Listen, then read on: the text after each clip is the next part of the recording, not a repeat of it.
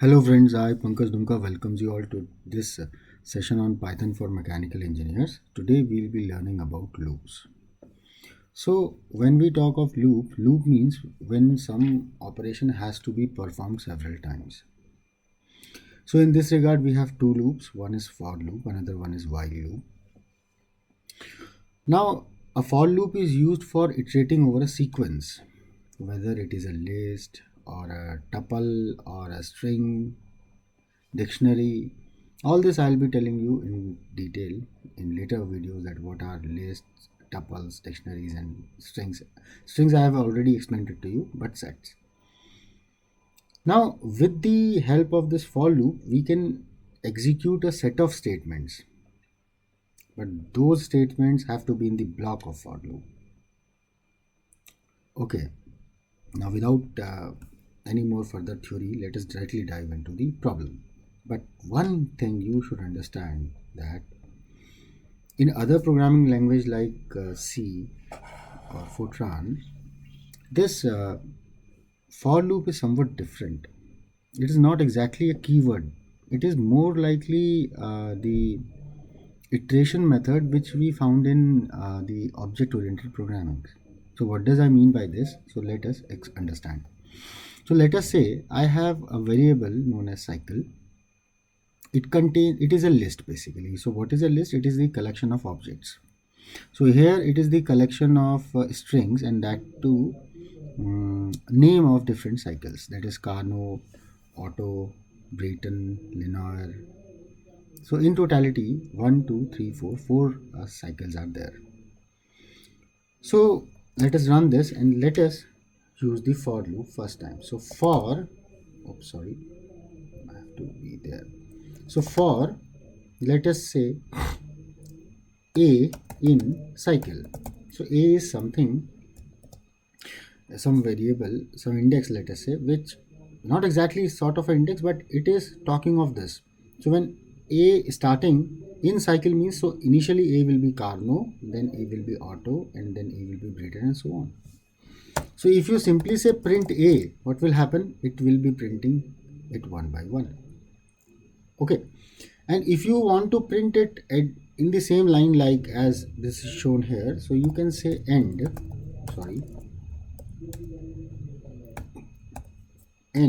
is equal to this.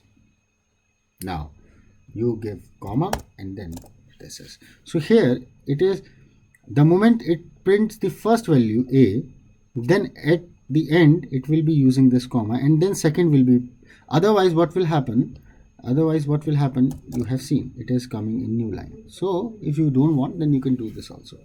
What you can do is you can use this, but this will be coming here. So that is how we loop the elements of a list. So that is what the first point was. The third point was, the for loop does not require an indexing variable to set beforehand. Now even you can iterate through a string because it contains a sequence of characters, so you can iterate. How? So let us say I have a variable, let us say b, or simply name, let us say, more realistic. So it is Pankaj, let us say.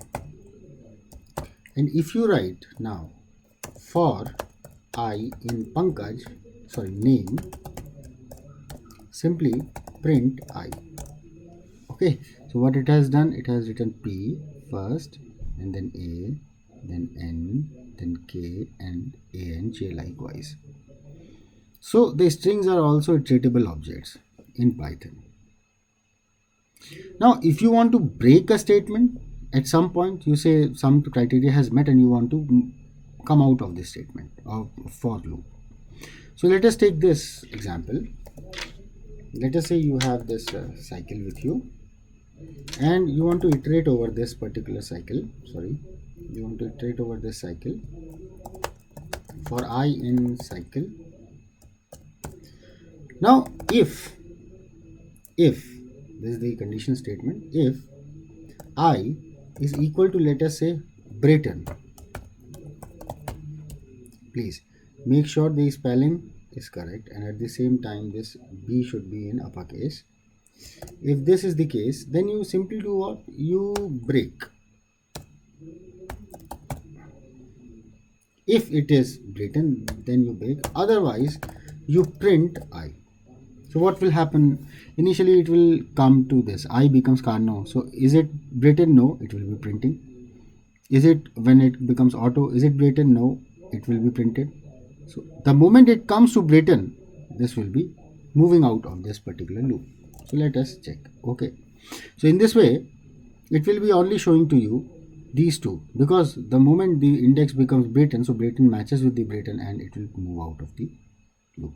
So what will happen if instead of writing this if in priori, I write this if later on,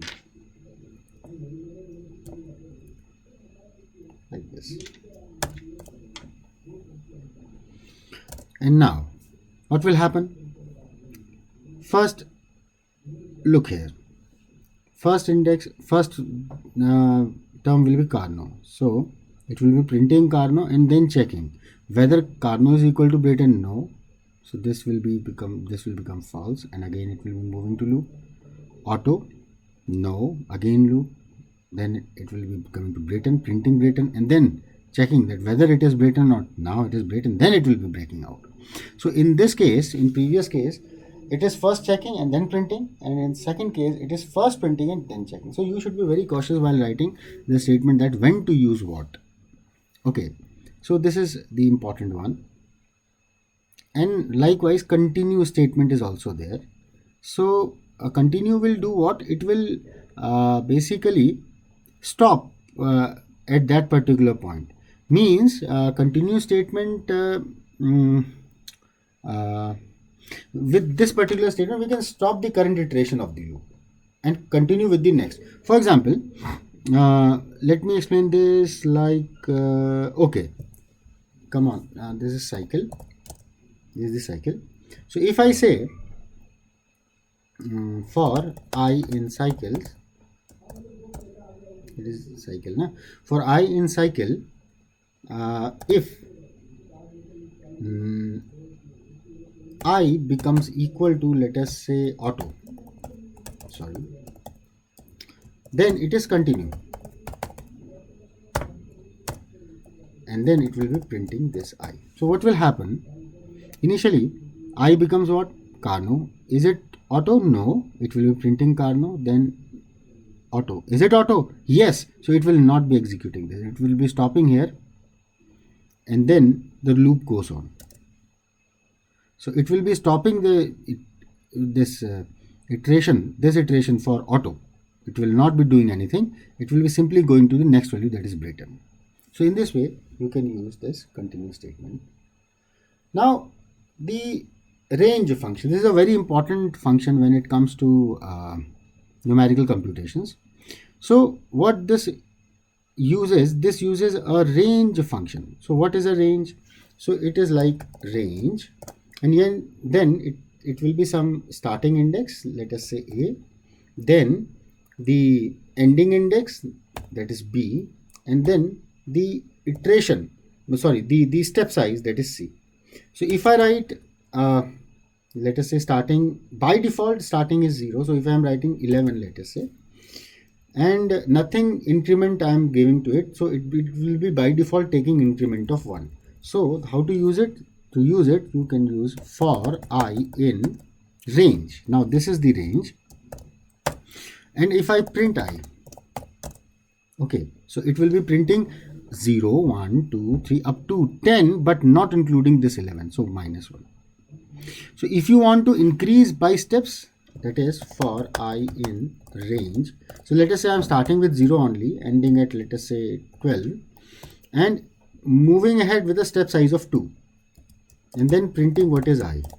So this is your I. First 0, then 1 will be skipped, 2 will be there, so it is printing 2, and in this way it was going up to 10. Why 10? Because this 12 will become 11. So it is moving, the loop will be running till 11. This index becomes 11, 12 minus 1. So in this way, loop is a this range function is very important when it comes to mathematical computation. So let us do something. Let us say I am using I want to convert this Fahrenheit, let us say from 100 to 200 degree Fahrenheit into Celsius. And the formula which I know is that degree Celsius is equal to 5 by 9 and times Fahrenheit minus 32. This is what 32. This is what I know. Okay. So I want to loop from Fahrenheit 0 to Fahrenheit 100. So how will be doing this? So for I, or here let us say for f in range starting from 100 ending at 200, let us say I want to increment every time by 5. So 100, 105, 110 and so on, and I have to go till 100, 200. So I have to say it is 206 because that is not be going till 205, that will be going till 206 minus 1, and then only it will be going to 205. So in this way we can proceed, and then C is equal to this. Okay, so instead of saying this, I can now print this, print F comma C, and let us check what is the value. So it is when 100 degree Fahrenheit is there, the temperature is 37. Okay, so to make it somewhat more realistic, what I'll be doing is I'll be giving some precision, rounding it up to, let us say, 2 places of decimal. Oh, sorry, end bracket is missing. So that is what you can give a tab space there by writing \t. So this is the one, and at the starting point, so at the start you can write print Fahrenheit, then you can give a tab, then you can write C. So it is now, so this is Fahrenheit and this is C, or you can also write this so that a line can also appear there. So that is how. Or you want to increase, you want to give it a space, move it further, then move somewhat. So in this way, this conversion is ready for you. So this is a simple program using for loop for converting degree Fahrenheit to degree Celsius. So in this way, for loop works. So in this lecture, till this point only. In the next lecture, what I'll be doing is I will be explaining you how to use while loop in Python. So if you liked it, then please watch other videos as well and enrich your knowledge. Thank you very much. Take care. Goodbye.